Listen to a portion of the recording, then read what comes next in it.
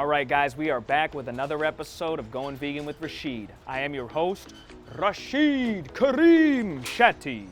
We are here today at Tatsu Ramen, where I'm gonna try out a nice vegan ramen known as their hippie ramen. Let's see how Tatsu does ramen. All right, guys, we got our Tatsu Ramen right here. First impressions, gotta love the presentation. Look at that. The to-go bag has a little comic strip in it. Here we go, we got our actual noodles and whatnot, our actual ramen here. We've got some utensils, comes with chopsticks. So we got our little ramen spoon here. And now for the vegan broth. Boom, right there. So we've got tofu, spinach, garlic, onions, chives, obviously the noodles themselves. And Tatsu also has their house vegan hippie broth. Already I'm impressed. I like the packaging, I like the branding, but does the food back it up?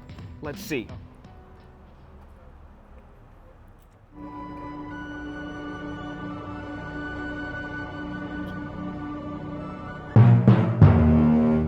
Listen to me very closely.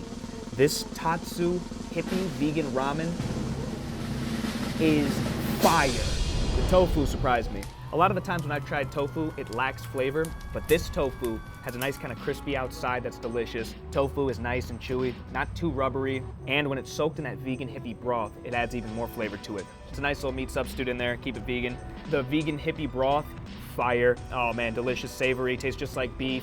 Ramen is a Japanese dish, but these noodles are a little al dente, and I like it. They're cooked nicely, a little firm, just how I like it. There's just a lot of flavor going on in here, man. All right, guys, that wraps up another episode of Going Vegan with Rachid. Please like, subscribe, leave a comment suggesting any vegan restaurants or any vegan dishes you'd like to see me try. I want to thank you all again for watching, and please tune in again next week for another episode. Thanks again, guys.